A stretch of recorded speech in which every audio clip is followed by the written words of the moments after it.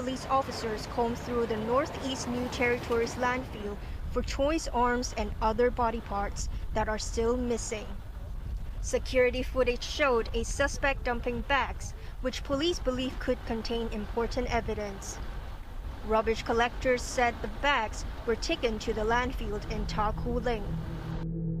On February 21st, 2023, Hong Kong's fashion world was shaken when 28-year-old model Abby Choi suddenly vanished.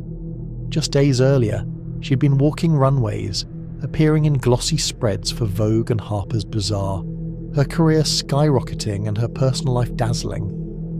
But that afternoon, she was supposed to pick up her young daughter, and she never showed.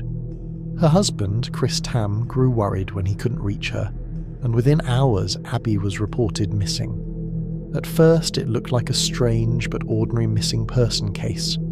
Friends and family couldn't imagine Abby running off. She was deeply devoted to her children, and she lived a life where everything was public, from magazine covers to glamorous trips. But investigators quickly found something unsettling. Abby's last movements put her inside a car driven by Anthony Kwong Kong Kit, her former brother-in-law, who had once worked as her personal driver. Along the route, the car stopped, and Alex Kwong Kong Chi, Abby's ex-husband, got in. From that moment, Abby was never seen alive again. When police questioned Alex and Anthony, their stories didn't add up. Their answers were vague, inconsistent, and defensive, raising even more red flags. So investigators pushed further, tracing their movements to a small rented apartment in a quiet district of Tai Po. At first, police thought maybe Abby was being held there, possibly for ransom. But what they discovered inside that apartment was far worse than anyone could have imagined. When police finally pushed open the door to the small flat in Tai Po, they knew something was wrong the second they stepped inside. The air was thick, heavy, with a faint metallic sting that hinted at blood. What they found inside wasn't just a crime scene, it was a nightmare.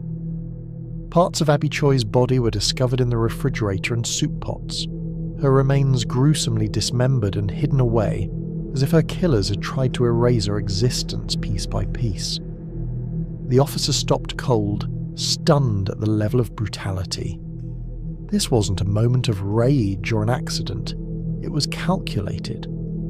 Every corner of that apartment told the same story. Abby's death had been carefully planned. And for the police, this wasn't just about solving a crime anymore. It was about uncovering how far hatred and greed could push a family. As investigators dug deeper, the picture became clearer and darker. Abby had been supporting her ex-husband, Alex Kwong, and his family financially for years, even after their divorce. But when Abby started making plans to sell a luxury property, one she had generously registered under her former father-in-law's name, the Kwongs felt threatened. To them, it wasn't just a house. It was a symbol of control, and they feared losing it would mean losing their comfortable lifestyle. Police quickly realized that greed was at the very heart of the murder. This wasn't random violence or a crime of passion. It was premeditated, driven by money and the resentment of a family unwilling to let go of the woman who had once been their lifeline. As suspicion closed in, the Kwong family's carefully spun lies started to crumble. Police first arrested Alex Kwong, Abby's ex-husband, along with his brother Anthony and their father, Kwong Kao. Soon after, Jenny Lee, their mother, was also taken into custody. Each of them was tied to the grisly plot in some way. From luring Abby to the house where she was attacked to covering up the crime and attempting to erase every trace of her. The arrest sent shockwaves through Hong Kong, not only because of the brutality of the murder, but also because Abby had continued to support these very people financially up until her death. The betrayal cut deep, and the community was left stunned that an entire family could turn on the woman who had once been their provider. Inside the tiny apartment in Tai Po, investigators were confronted with a scene that felt like a nightmare.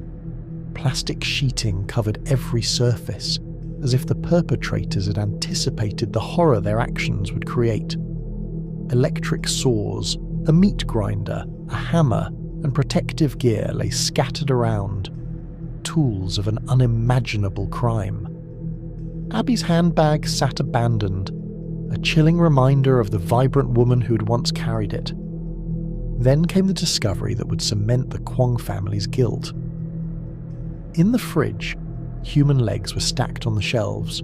Pots contained what appeared to be soup, but were filled with human ribs and even a skull, the back of it showing a hole, likely from a hammer blow.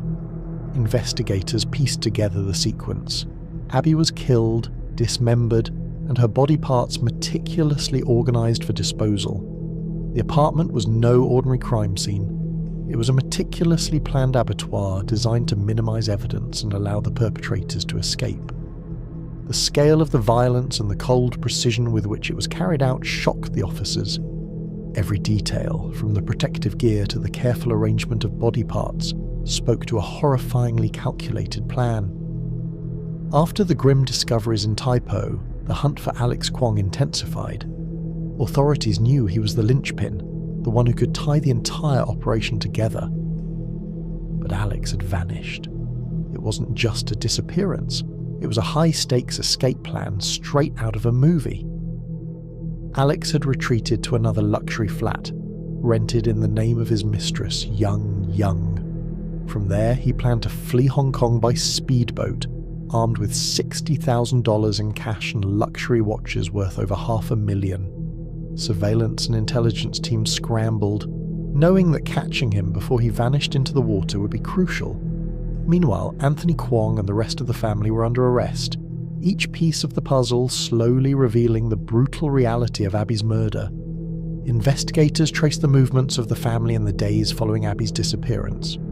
Anthony had driven the car, likely assisted in transporting her body, while Kwong Kao, her ex-father-in-law, appeared to have orchestrated the entire plot. As police combed through the small apartment and surrounding areas, Abby's story unfolded in horrifying clarity. 7 people had been implicated in the planning, execution, and attempted cover-up of her murder. The search even extended to the Trenkano Chinese Permanent Cemetery, where divers and drones scoured pools and terrain for additional remains. Each discovery painted a picture of premeditated cruelty, calculated to hide the evidence of their crimes and facilitate Alex's escape. Eventually, authorities intercepted Alex just as he was about to board the speedboat. The arrest was cinematic, like in a movie scene, but terrifyingly real. With his assets and escape plan in hand, he could have vanished into the night, leaving Abby's family and authorities grappling with the horror he had left behind. There was a heart-wrenching moment when the model's mother cried that she would never see her daughter again. Choi's relatives had earlier visited the Fushan public mortuary to identify her,